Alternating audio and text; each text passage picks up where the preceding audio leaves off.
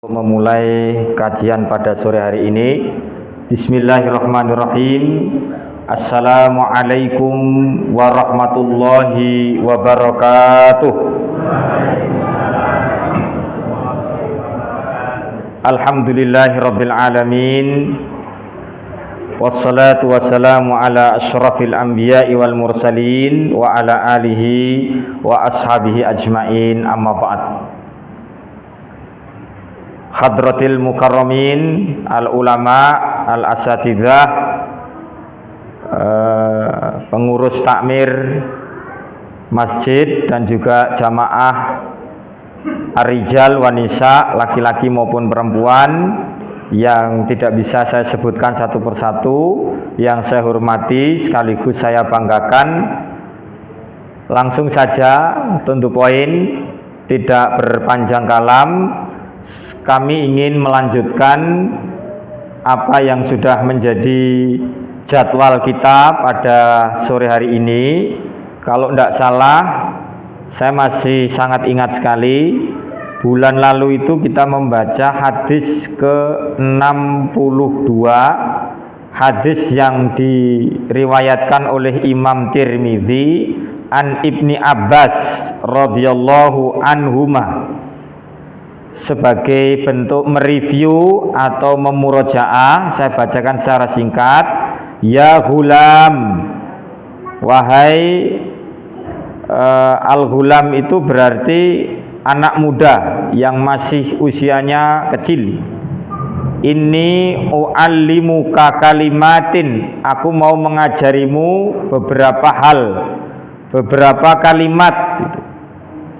Apa kata Rasulullah sallallahu alaihi wasallam?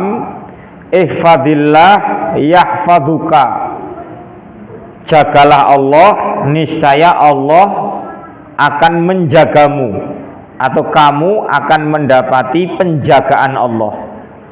Ihfadillah tajidhu tujahaka. Jagalah Allah, maka kamu akan mendapatinya bersamamu. Idza sa'alta fas'alillah. Kalau kamu minta tolong, maka minta tolonglah kepada Allah. Wa idza ista'anta, maaf ya, saya ulangi ya. Idza sa'alta fas'alillah. Kalau kamu meminta, mintalah kepada Allah. Wa idza ista'anta fasta'in billah. Kalau kamu minta pertolongan, minta bantuan, mintalah kepada Allah. Wa'lam, dan ketahuilah, annal ummata lawijtama'at ala ayyang fa'uka bisyai'in layyan fa'uka illa bisyai'in qad kataballahu laka. Jadi umat ini seluruhnya, masyarakat seluruhnya, ketika bersekongkol, bersepakat untuk memberi manfaat kepadamu, tidak akan mampu memberi manfaat kepadamu kecuali atau melainkan apa yang sudah Allah tetapkan. Demikian pula wa in istama'u ala ayyadurruka, umat atau masyarakat atau sekelompok orang itu kalau sudah bersekongkol ingin mencelakakanmu, layyadurruka, tidak akan membahayakanmu, illa bisyai'in qad katabahullahu alaika, tidak akan membahayakanmu kecuali yang Allah tetapkan untukmu. Jadi Bapak dan Ibu, saya punya teman cukup aktivis ya. Dia itu kalau ke rumah ceritanya begini, saya itu Pak Torik, umpamanya mau pergi keluar rumah, pamit sama istri dan anak-anak, itu pamitnya begini, Dik, saya pergi, nanti kira-kira kalau tidak pulang sudah tidak usah bersedih hati. Jadi dia sudah siap untuk, intinya itu berjuang. Yang namanya perjuangan itu ada temptation, Pak, ada duri, ada onak, ada godaan, bahkan mengancam nyawa. Itu saya kira ya sudah menjadi ketetapan. Nah, apa yang terjadi saat ini, sore hari ini di jalur Gaza, ini sudah 1 pekan loh Pak. Peperangannya itu meledak hari Sabtu. Jadi Sabtu sore itu sudah ada serangan balasan dari Zionis, entitas Zionis ke jalur Gaza Sabtu sore. Kalau di sini sudah sore berarti Maghrib itu sudah ada kurban dari pihak jalur Gaza, berarti Sabtu, Ahad, Senin, Selasa, Rebu, Kamis, Jumat, Setu, Ahad lagi. Berarti sudah lebih dari 1 minggu, 10 hari jalur Gaza saat ini itu mengalami ya situasi yang sangat genting. Dan seperti dalam hadis ini, meskipun nanti Gaza itu dikeroyok Israel, dikeroyok Prancis, dikeroyok Amerika Serikat, dikeroyok PBB, nyatane ora enek ling iso mateni Hamas. Padahal Hamas itu kelompok kecil, ya mungkin Pak Arif juga tahu, persenjataan rudalnya itu kan rudal yang sederhana, tanpa kendali komputer atau kendali-kendali seperti rudal-rudal modern. Rudalnya kan rudal yang sangat sederhana, cuman karena rudal Gaza atau rudalnya Hamas itu sederhana, jumlahnya banyak, mau tidak mau itu membuat mental warga Israel yang sebenarnya penakut, sebenarnya pengecut, ya mereka itu kebirit-birit sampai lari ke luar negeri, nyari bandara, nyari perlindungan dan lain sebagainya. Berbeda sama mentalnya warga Gaza yang jelas mereka itu sholatnya itu mereka anggap sebagai sholat terakhirnya, ya tadarusnya itu dianggap sebagai tadarus terakhirnya. Bakti ini kepada orang tua juga menjadi baktinya kepada orang tua yang terakhir, sehingga betul-betul sungguh-sungguh karena kematian itu di depan mata, Pak. Ini bedanya kualitas iman kita dengan imannya orang Gaza. Kalau orang Gaza itu memang al-mautu amamahum, kematian itu di depan mereka, bisa jadi kejibloan bom mati gitu loh. Sementara kita saat ini bisa peringas-peringis, saat ini kita masih bisa istilahnya bermain-main ke sana dan kemari, karena kita itu memang betul-betul merasakan, belum bisa merasakan kematian itu mengancam kita. Padahal di suatu saat mati itu bisa terjadi, ngoten nggih. Nggih, itu hadis yang nomor 62. Terus berikutnya hadis nomor 63, Pak. Saya bacakan Ar-Rabi, hadis nomor 63 dari kitab Riyadhus Shalihin atau hadis nomor 4 dari kitab Muraqabah, nggih. An Anas radhiyallahu anhu, dari Anas radhiyallahu anhu qala, berkata, Anas berkata, apa kata Anas?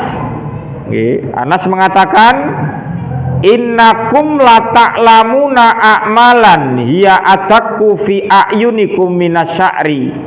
Sesungguhnya engkau itu pasti melakukan berbagai amal yang diremehkan sebab dianggap dosa-dosa kecil. Bisa jadi kita itu ini mohon maaf nggih Ibu dan Bapak, perbedaan orang kota dan orang desa.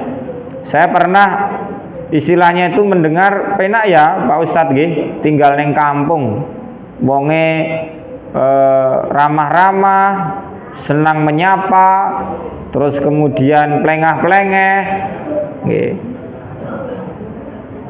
Batinku kuwi kan neng ngarepmu ya. Itu kan neng ngarepmu. Tapi neng burimu di belakang kita ndak tahu apa yang dilakukan oleh rekan-rekan kita itu. Tapi kita husnudzon saja, moga-moga baik. Tapi stereotip yang dibangun di masyarakat, yang berkembang di masyarakat, wong-wonge dhewe niku nggih Bu nggih ngapunten, nak neng Jakarta niku polusi udara. Tapi kalau di kampung itu polusi omongan. Kalau di Jakarta yang diserang polusi udara itu yang diserang pernafasannya, paru-parunya. Tapi kalau di kampung yang diserang karena polusi suara, yang diserang adalah pikiran dan hatimu. Jadi tangga kita itu kalau di kota, Pak, alamatnya Pak Dwi pundi niku mboten ngerti. Padahal omahe gor sampinge Pak Dwi, coba Pak ke gang depan sana Pak, coba ditanya gang depan. Padahal neng pinggire lho. Itu kalau di kota Pak, orang ngerti. Tapi kalau di desa, griyane Pak Torik pundi, kuwi ngerti Bu. Bahkan utangku neng endi ngerti. Oh, kae duwe utang neng kono, senengane blonjo neng kene-kene. Kuwi ngerti, saking aib-aib kuwi ngerti. Itu hebatnya ya, stereotip atau pandangan yang berkembang di masyarakat. Wong desa ki apa-apa ngerti, Bu. Jadi ape eleke kita itu diketahui oleh tetangga kita. Jadi gerak-gerak kita itu betul-betul diperhatikan. Nah, mohon maaf Ibu dan Bapak, di sini tadi dikatakan innakum la ta'maluna a'malan. Kamu betul-betul akan mengerjakan suatu amal, adaku fi a'yunikum, di matamu itu ibarat kata amal itu sepele. Gor dosa cilik, tapi hakikatnya kuwi dosa gede. Le. Adaku fi a'yunikum minasya'ri. Dianggap remeh kaya sehelai rambut kok le. Contohnya ngrenengi tangga. Ya, saka A teko Z. Lamis banget lincah kae, fasih ra ukur. Ya. Kita fasih sekali ngomongi, menceritakan aib saudara kita, aib tetangga kita, Pak. Kita anggap bahwa ini tuh remeh gitu loh. Wis biasa, ngomongi wonge biasa kan gitu. Atau mengumpat, sumpah serapah, terutama orang tua nggih. Saya waktu istri saya membina anak-anak kecil-kecil kayak gini di rumah, terus sampai maghrib belum dijemput orang tuanya, terus kemudian diantar ke rumahnya, terus simbae itu mengatakan iki anak nakal iki. Jajanannya akeh nakal mbek wong tua wani gitu. Tapi sesungguhnya ibu-ibu sekalian dan bapak-bapak, bagi antum sekalian yang sudah dikaruniai anak, jangan mudah sumpah serapah pada anak atau cucu ya. Ora enek anak nakali renek pun. Lan jenengan malah anakku nakali ra kuro, Pak. Tenan kok. Wong iki jan bedujak ambek wong tua bedujak tenan. Nggih. Tapi bagaimana uslub yang baik? Mungkin ibu-ibu ganti ya uslub atau gaya redaksi ibu-ibu. Ini anak yang istimewa gitu aja, butuh pendampingan agak ekstra Pak Torik, Pak Guru gitu. Bilangnya gitu, nggih. Jangan bilang nakal gitu. Engko nakal tenan karena ucapan kita itu bagian dari doa kita. Dan itu masuk ke dalam benak sang anak. Oh, aku ki dicap nakal. Nih. Saya kalau marah sama istri saya paling diam, Pak. Yo aku yo menungso biasa, aku yo tau nesu, Bu. Nggih. Ning bedane nak jenengan nesu kan banting manci. Nah, aku nesu gor meneng tok aku. Saya kalau marah itu hanya diam, Pak, meneng. Soalnya napa? Engko nak aku ngomong, omonganku ki reso dijogo yoan. Engko nak aku miso-miso, muni-muni ra karuan. Engko nek aku obah, lah wong ning omahku aku ya duwe glati lho, Bu. Aku samurai ya duwe, katana duwe. Ya to.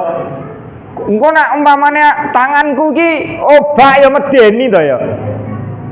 Celuritku iso metu gitu. Nggih. Jadi ketika marah itu dikendalikan dengan cara diam kalau saya, Pak. Saya tidak pernah mengumpat, miso-miso ya ora tau. Telo mboten nate. Ya.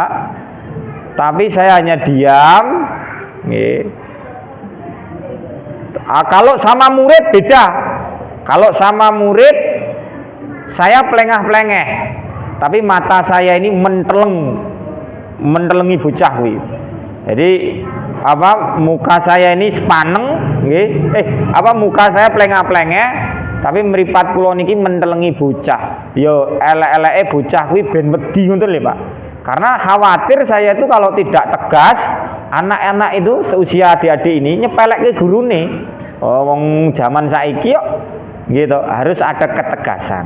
Nggih, saya kembali lagi.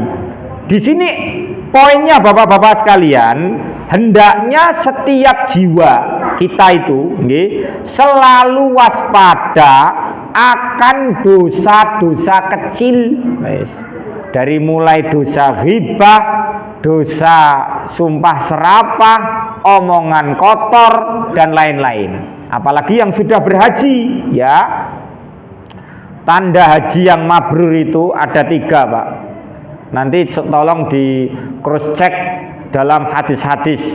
Saya sudah teliti minimal 3 tanda haji yang mabrur. Yang pertama, orang haji yang mabrur itu adalah thayyibul kalam. Ucapannya tambah apik, bar mulih kaji omongane tambah apik. Nomor kali it'amu ta'am. Wong mulih kaji kuwi gemar memberi makan. Gemar bersedekah. Yang nomor 3 atau yang terakhir, orang yang ciri-ciri hajinya mabrur adalah afsus salam. Orang itu gemar mengucap salam. Itu indikasi haji-haji yang mabrur. Nah, termasuk thayyibul kalam, ucapannya baik. Ojo gampang lamis. Ojo gampang lamis niku napa to, Pak? Janji ya? Lamis niku napa, Bu? Juweh, Pak. Nggih. Masa mboten ngertos lamis jenengan? Ha wong Jawa ora jenengan niku. Aja sok gampang janji wong manis yen toh amung lamis. Lamis sing ngapusi, Bu. Nggih. Mengingkari janji, ya. Nanti karena kalau orang yang sering ngapusi, bohong kecil-kecil itu kalau dibiasakan cepat ngapusi, gampang ngapusi, nggih. Kaya ngenteni tukuling jamur ing mangsa ketiga. Coba dilihat itu kalau depan masjid pas enggak ya, yang samping-samping sana lah ya. Yang cor-cor itu kalau musim kayak gini itu enggak ada jamur. Enggak ada apa itu? Yang hijau-hijau itu apa Mas namanya, Mas?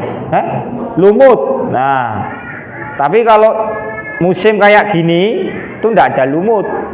Ngenteni lumut musim kayak gini kaya-kaya mustahil karena memang tidak ada lumut. Jadi dosa-dosa kecil diperhatikan, ojo dianggap enteng. Kunna na'udduha ala ahdi Rasulullah sallallahu alaihi wasallam minal mubiqati. Nah ini. Jadi tetapi kita semua di zaman Rasulullah menganggapnya termasuk dosa-dosa yang merusak dan menyebabkan kecelakaan serta kesengsaraan. Mubiqat itu kesengsaraan, kecelakaan. Jadi kalau zaman sekarang orang mudah yes dianggap enteng ngoten lho Bu. Ngrenengi membicarakan aib orang itu dianggap enteng banget saiki. Wong ning ngendi-ngendi iso aja ya bicara tentang aib orang, di warung ngomong ke aib, terus neng toko yo ngomong ke aib, lungguh-lungguh ngenteni maghrib yo ngomong ke aib, kabeh ngomong ke aib. Pun. Padahal di zaman Rasulullah, kunna na'uddu ala ahdi Rasulullah sallallahu alaihi wasallam. Padahal di zaman Rasulullah kami itu menganggap itu semua perbuatan dosa yang kamu anggap enteng itu, kamu anggap seperti sehelai rambut itu ringan sekali, bagi kami itu merusak, muhlikat, mubiqat ya, itu merusak dan dapat mencelakakan kita, menyengsarakan kita menjadi orang-orang yang muflis, orang-orang yang rugi. Jadi Bapak dan Ibu sekalian, pelajarannya gambaran dosa kecil itu seperti bisa atau racun, dianggap kecil atau remeh, tetapi sesungguhnya bisa merusak seluruh tubuh kita. Kalau kita kena bisa racun ular itu kan paling hanya berapa tetes toh, tapi sesungguhnya bisa atau racun itu membahayakan seluruh tubuh kita. Ini poin dari hadis nomor 63 atau al-haditsur rabi', hadis keempat saking bab muraqabah. Agar kita menjaga diri kita, mawas diri, tidak melaksanakan tadi dosa-dosa kecil. Ya, apa toh dosa kecil yang lain apa toh Bu? Yang bisa jadi kita tidak menyadari kalau itu dosa. Buka aurat, ya, itu juga sebenarnya sentral Pak. Ibu kalau sudah berhijab, istiqomah mawon berhijab, nggih, tidak usah membuka kembali apa rambutnya ibu-ibu itu, nggih. Saya termasuk ibu saya dulu ya kalau keluar tidak pakai hijab, tapi sekarang saya pulang dari Al Azhar ki yo isin, Bu, yo kudungan toh Bu, kudungan. Terus kalau jemur pakaian dalam dulu di luar, terus tak seneni, tak cangkingi siji-siji ya pakaian dalam kita itu untuk dijemur di belakang. Terus saya beli centelan yang bunder nih sini kathah nih kok. Intinya babakan onderdil deleh mriki. Saya gitu. Ya, pakaian dalam taruh sini gitu. Itu ya butuh pembiasaan ibu-ibu. Menggunakan hijab memang mungkin bagi sebagian orang panas kali ya. Terus rambutnya lepek dan lain sebagainya. Apalagi kalau mereka yang bekerja di luaran gitu. Tapi itu bagian dari adabul Islam, adab-adab Islam dalam libas, dalam berbusana. Bagi wanita memang wajib menggunakan hijab. Tapi kalau niqab itu sunnah, boleh pakai, boleh tidak. Tapi kalau hijab itu penutup kepala, ghita'ur ra'si, itu wajib. Semua ulama mesti kalau ditanya itu wajib. Hukum menggunakan hijab wajib. Tapi kalau niqab ada perbedaan pendapat. Seorang mukmin melihat dosanya seperti batu besar. Intinya gitu. Kita melihat kesalahan kita sebagai batu besar, khawatir kalau nanti menjatuhi kita. Beda dengan orang munafik. Orang munafik itu melihat dosa seperti lalat yang berhinggap di ujung hidung kita. Enek laler neng kene. Kan disentil ngene enek laler, nggih. Tapi kalau orang mukmin melihat dosa itu ibarat batu besar. Wong nak njibloki awake dhewe piye? Wong nak ketiban watu niku pripun, Bu, Pak? Nggih, orang kalau kejatuhan batu besar mati, Dik. Kejatuhan batu besar mati. Lah, adik-adik bisa menjawab meskipun belum mukallaf tapi bisa menjawab. Itu kan yang kecil itu kan belum mukallaf itu. Itu kalau menurut kacamata Ustadz Thorik itu baru tamyiz. Tamyiz itu bisa membedakan mana yang baik dan mana yang buruk, tapi belum balik atau belum balighah. Nggih, adik yang kecil itu. Nggih, sepertinya belum balik, tapi sudah tamyiz gitu. Pak Thorik, apa Pak Thorik yang bisa diambil lagi dari sini apa Pak Thorik? Intinya kalau orang mukmin itu melihat dosa itu seperti sesuatu yang mengkhawatirkan, sesuatu yang menakutkan. Itu bisa membuat dia celaka, bisa membuat dia mengalami kesengsaraan. Karena hidup dalam dosa itu sengsara, Pak, asli. Coba kalau di sini pernah ada orang nyolong itu, katakanlah saya umpamanya, saya nyolong barangnya Pak Dwi gitu. Tapi Pak Dwi orang ngerti aku nyolong itu. Aku ketemu Pak Dwi rawani tenan ra mesti. Saestu. Soalnya aku didosa ambek beliau. Mesti rawani, tenan rawani. Nggih. Oh, rasane iki kaya piye ngoten lho. Saya sama Pak Harto umpamane, saya punya katakanlah dosa sama beliau, saya pernah mohon maaf ya secara sembunyi-sembunyi saya pernah menjatuhkan beliau katakanlah. Itu juga sama, ketemunya wedi Pak, saestu. Dosa itu akan menyeliputi kita dengan perasaan ya merasa bersalah, khawatir, takut, intinya kecelakaan lah. Jadi ketika kita banyak dosa, hakikatnya kita itu dihantui oleh dosa-dosa kita itu. Termasuk orang yang pernah membunuh. Saya punya tetangga kontrakan itu Pak, seorang sopir truk, itu pernah nabrak wong, dan sampai sekarang trauma itu ada. Nabrak wong nganti mati loh ya. Jadi dia itu sampai pripun ya Pak Ustadz ngeten, ya tobat Mas, tobat. Jenengan ngertos korbane mboten?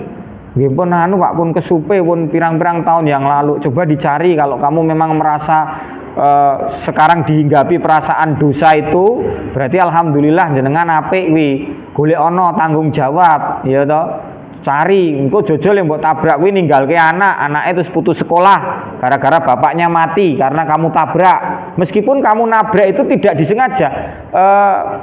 Kemarin saya ketemu sama Ustadz yang sebelum saya, Ustadz siapa Pak? Supriyadi ya? Ya, ketemu sama Ustadz Supriyadi membahas tentang kecelakaan di tol Bawen. Itu kalau sopir itu hakikatnya tahu kalau dia banting ke kiri berarti yang nanti resiko mati ini malah DE kan gitu. Tapi karena dia itu mengamankan dirinya, mending DE tetap lurus. Lah itu termasuk qatlul amdi atau qatlu syibhul amdi atau qatlul khoto'i. Itu masuk pembunuhan disengaja atau semi seperti disengaja atau memang pembunuhan tidak disengaja, gitu loh Pak. Karena kalau menurut hukum Islam, hukum hudud, namanya ahkamul hudud, itu harus dikategorikan. Wingko piye? Kalau di Indonesia kan tidak diterapkan hukum semacam itu ya.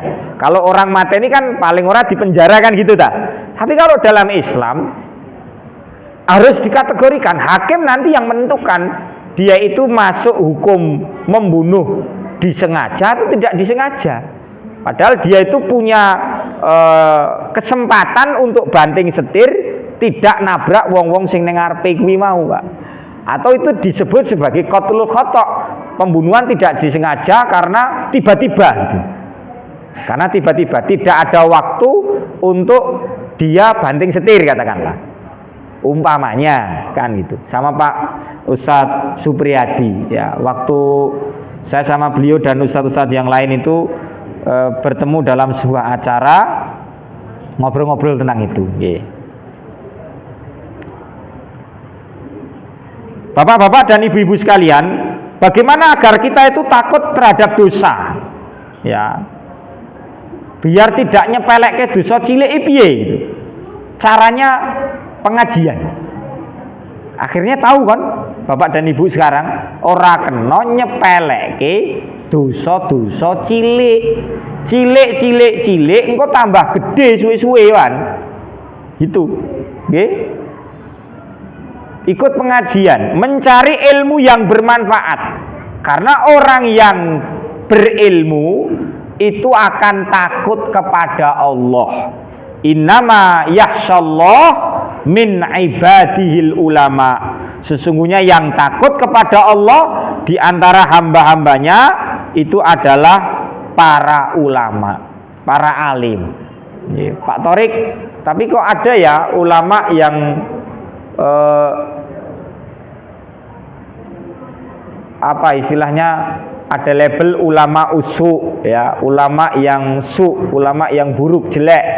Ada ulama usul toh, ulama yang mengabdi pada kepentingan penguasa. Ada yang ketiga itu ulama ur-rabbani. Ulama rabbani ini ulama yang mengabdi kepada kepentingan rabbani, kepentingan Tuhan. Ulama ul awam itu ulama yang mengikuti awam, mayoritas kemana intinya rono. Angger katakanlah jamaah ngalor ya melu ngalor, ulamae ya fatwane ngalor. Jamaah ngidul, ulamae fatwa ngidul. Saya termasuk alhamdulillah orang yang tidak bisa didikte, Pak. Ya, untuk hal-hal yang prinsipal saya nggak mau didikte. Contohnya kalau apa ya, saya mau dikatakanlah Pak Torik, tolong dong fatwakan isbal itu haram. Isbal itu haram secara mutlak. Aku nggak gelem, Bang. Mbok arep dikei apa ora gelem, tenang. Saestu, Pak. Karena ada ilahnya nanti. Termasuk Rasulullah melarang, larangan menulis hadis. Rasulullah melarang menulis hadis, sementara sahabat nulis hadis. Berarti sahabat melanggar larangan Rasulullah tuh. Jadi ada istilahnya itu ilmul maqasid, ada caranya istimbatul ahkam, ada istidlalul ahkam, itu perlu kita pelajari agar kita tidak mudah mengambil hukum-hukum secara mudah, ngoten. Jadi untuk agar kita tahu dan berhati-hati terhadap dosa-dosa, kita harus banyak belajar, menuntut ilmu. Bapak kula niku usianya sampun 70 tahun, tapi baru seminggu ini beliau minta dibelikan kitab Tanbihul Ghafilin. Tanbihul Ghafilin itu artinya peringatan bagi orang-orang yang lalai, jilid 2. Karena beliau itu punyanya yang jilid 1. Sebenarnya jilid 2 juga punya, karena dipinjem murid-muridnya sejak dulu, enggak kembali, tinggal juz 1 saja. Yang juz 2-nya enggak ada. Padahal usianya 70 tahun. Saya terakhir ke sana hari Jumat kemarin, dan sepertinya saya juga papasan sama Pak Dwi kalau tidak salah dari Pandian. Itu Bapak membaca kitab Tanbihul Ghafilin itu, Bu. Intinya kita itu perlu banyak membaca, banyak mendengar, banyak belajar agar mencapai makrifat. Kalau dosa kecil itu jangan dianggap remeh, tapi dosa kecil itu lama-kelamaan menjadi besar. Dan tadi seperti batu, Bu. Kalau orang munafik menganggap dosa itu seperti lalat atau nyamuk yang berhinggap di hidung kita, digibas gini hilang gitu. Tapi kalau orang mukmin memang betul-betul takut terhadap dosa itu. Kemudian hakul yakin anna ilmallah, bahwasanya kita harus punya keyakinan yang 100%, ilmunya Allah itu meliputi segala bidang. Nih, coba dibuka surat Ghafir ayat 19. Ya'lamu kha'inatal a'yuni wa ma tukhfis suduru. Dia mengetahui pandangan mata yang khianat dan apa yang disembunyikan oleh hati. Kalau kita nggak bisa melihat mata-mata khianat mana, nggak bisa melihat, tapi Allah tahu, ya. Jadi dari dasar ini ya'lamu, Allah itu mengetahui apa saja, ya. Ilmu Allah itu meliputi segala sesuatu, baik yang terlihat maupun yang tidak terlihat, baik yang kelihatan maupun yang tersembunyi. Allah itu tahu, Pak. Jadi ini bagian dari muraqabah. Terus saya lanjutkan hadis nomor 5 dari kitab muraqabah atau bab muraqabah. Kalau dalam urut-urutan hadis di Arba'in Nawawi, ini hadis nomor 64. Yang tadi 63, sekarang 64. Hadis muttafaqun alaihi an Abi Hurairah radhiyallahu anhu anin Nabi sallallahu alaihi wasallam qala. Hadis dari Abu Hurairah, Rasulullah sallallahu alaihi wasallam bersabda, Innallaha ta'ala yagharu, Allah itu punya cemburu. Wa ghairatullahi ta'ala, dan cemburunya Allah subhanahu wa ta'ala ayyatiyal mar'u ma haramallahu alaih, dan cemburunya Allah subhanahu wa ta'ala itu manakala seorang hamba melakukan apa yang diharamkan Allah kepadanya. Kalimat cemburu ghairah atau kecemburuan Allah itu bimakna ghadabullah, kemarahan Allah. Jadi Allah itu cemburu, Allah itu marah, ketika Allah melihat hambanya melanggar apa yang Allah subhanahu wa ta'ala larang. Jadi ini yang disebut sebagai ghairah atau kecemburuan, kemarahan Allah subhanahu wa ta'ala. Mari buat Allah gembira, Bu. Mari buat Allah tersenyum dengan iman dan amal soleh kita. Kesenangan Allah kepada kita menandakan keridhaan Allah kepada kita. Ridha Allah kita raih di dunia, dan moga-moga juga kita raih di akhirat. Dan untuk meraih itu banyak jalan yang Rasulullah Shallallahu Alaihi Wasallam contohkan. Rasulullah berikan keteladanan. Kalau untuk bapak-bapak ya ihyaul masajid, ibu-ibu juga podo wis ora tak bedake. Saya tidak membedakan bapak dan ibu. Ihyaul masajid, menghidupkan masjid.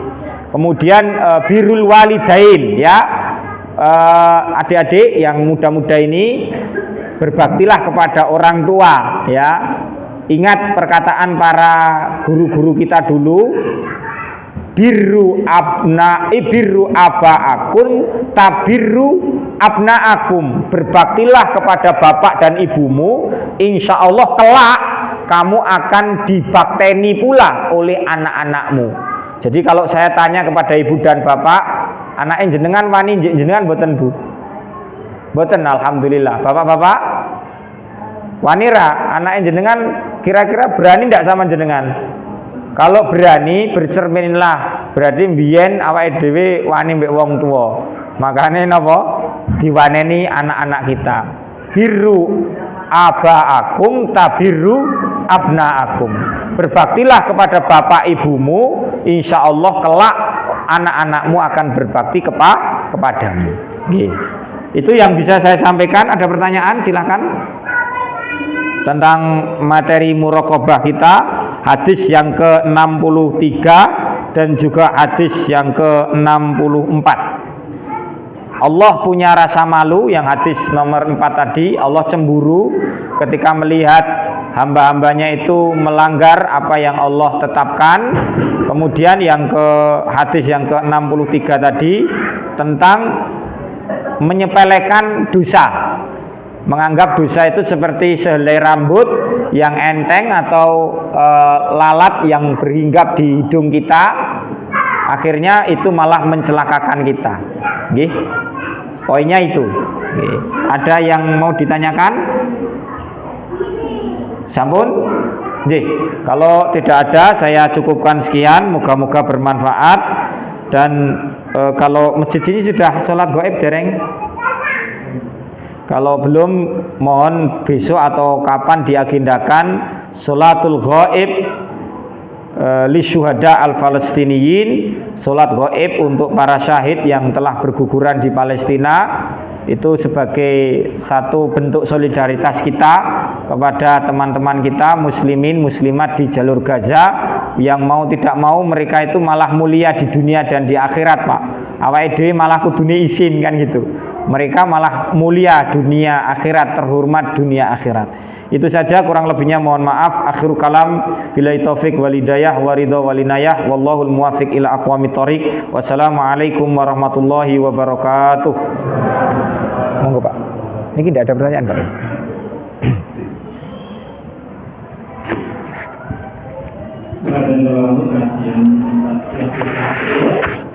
Ya, untuk kita mohon kita jangan menganggap dosa itu ringan. Dosa itu berat seperti batu, dan mudah-mudahan kita dengan ingat itu kita bisa hati-hati, bisa menghindari. Karena tadi juga disampaikan dosa seperti racun membahayakan tubuh kita. Ini untuk kita kalau sadar dan untuk berhati-hati, yaitu tadi dengan hadir di majelis ilmu, karena dengan hadir di situ kita akan lebih tahu dan sehingga kita bisa menghindarinya. Itu saja yang perlu saya sampaikan. Nanti kita sholat isya, nanti setelah sholat isya dalam keadaan kita di sebelah timur, yaitu ada padu. Sepertinya akan ada makan besar untuk, karena tadi saya lihat ada tabung gas kesiapannya biasa, nggak seperti KPM yang lalu, dan kita bisa menikmati. Kemudian kalau kita akhiri kajian pada malam hari ini dengan membaca hamdalah dan doa kafaratul majelis. Alhamdulillahirobbilalamin. Subhanallah bihamdika asyhadu an la ilaha illa anta astaghfiruka wa atubu ilaik. Assalamualaikum warahmatullahi wabarakatuh.